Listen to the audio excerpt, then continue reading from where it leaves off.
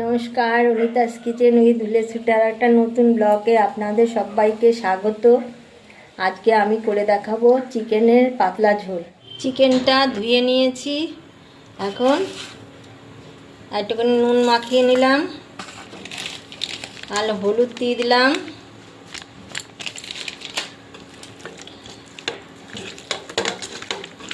নুন হলুদ দিয়ে মেখে নিলাম।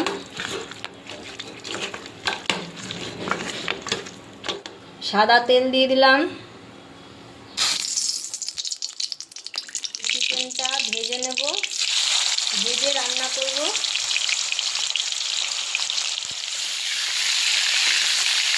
মাংসটা ভাজা হয়ে গেছে, এবার তুলে নেব। হালকা করে ভেজে নিয়েছি, বেশি কড়া করে ভাজিনি। চিকেনগুলো সব ভাজা হয়ে গেছে। এবার নুন দিয়ে দিলাম, হলুদ দিয়ে দিলাম,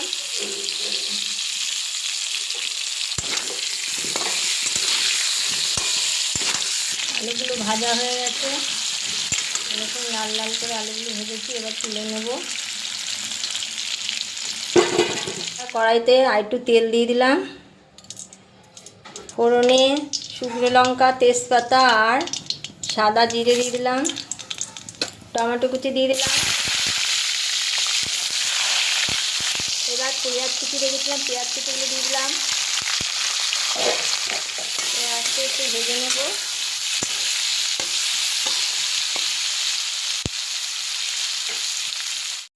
এবার রসুন বাটা দিয়ে দিলাম, হলুদ গুঁড়ো আর কাশ্মীরি লঙ্কা গুঁড়ো দিয়ে দিলাম। এখানে বেটে রেখেছি কাঁচা লঙ্কা, আদা দিয়ে দিলাম, আর একটু নুন দিয়ে দিলাম। এবার এগুলো এখন ভালোভাবে কষবে, কষিয়ে নিতে হবে ভালো করে।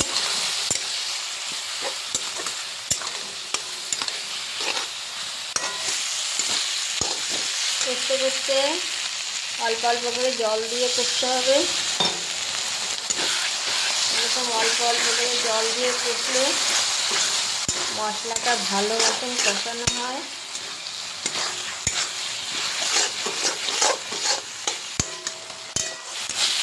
ভালোভাবে মশলাগুলো কষানো হয়ে গেছে। এবার অল্প একটু চিনি দিয়ে দিলাম। এবার ভাজা মাংসগুলো দিয়ে দিলাম।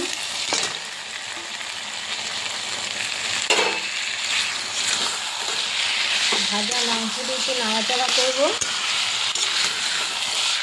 ভাজা আলুগুলো দিয়ে দিলাম। এবার এগুলো ভালো করে কষে নেব।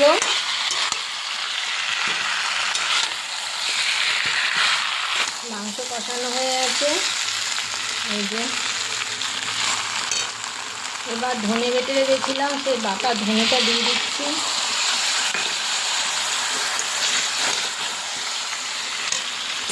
আর কোনো মশলা দেবো না, শুধু ধনে বাটা দিয়ে এই মাংসের পাতলা ঝোলটা রান্না করছি।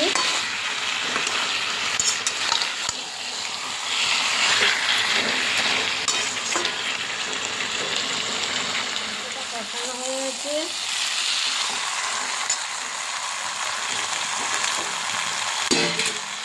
এখানে গরম জল করেছি, এই গরম জলটা দিয়ে দেবো এখন।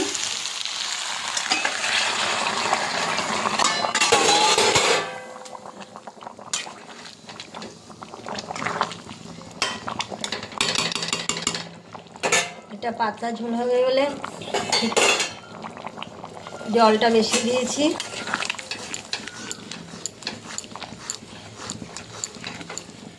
একটু নুন দিয়ে দিলাম।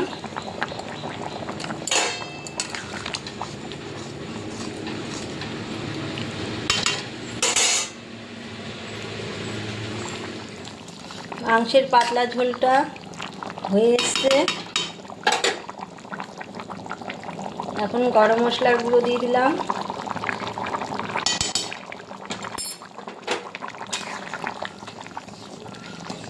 আমি যেভাবে ঝোলটা রান্না করেছি আপনারা দেখবেন, দেখে ভালো লাগলে লাইক কমেন্ট শেয়ার করবেন সবার সাথে। আর যারা আমার চ্যানেলের নতুন বন্ধু তারা অবশ্য করে সাবস্ক্রাইব করে দেবেন, সাবস্ক্রাইব করে পাশে থাকবেন, পাশে থাকা বেল আইকনটি প্রেস করে দেবেন নতুন নতুন রান্নার আপডেট পাওয়ার জন্য। এখন ঝোলটা নামিয়ে নেব।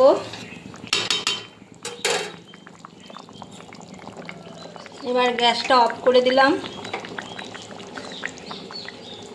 কয়টা গন্ধরাজের লেবুর পাতা দিয়ে দিলাম, দিয়ে ঢেকে রাখলাম।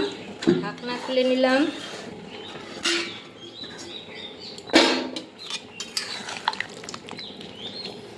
একটু ঝোলটা নেড়ে নিলাম ভালো করে। গন্ধরাজ লেবুর পাতা দিয়েছি বলে এটা সেন্টটা আলাদা হবে, খেতেও খুব ভালো হবে। গন্ধরাজ লেবুর গন্ধ বেরোবে।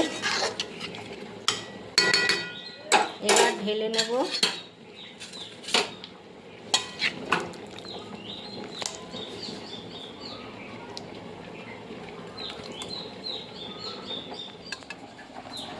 ঝোলটা কত সুন্দর লাগছে দেখতে, খেতেও ভালো লাগবে। আর যে গন্ধরাজ লেবু পাতা দিয়েছি এর জন্য সেন্টটাও ভালো লাগবে। আমি এইভাবে করেছি, আপনারা কমেন্ট করবেন কেমন লাগলো।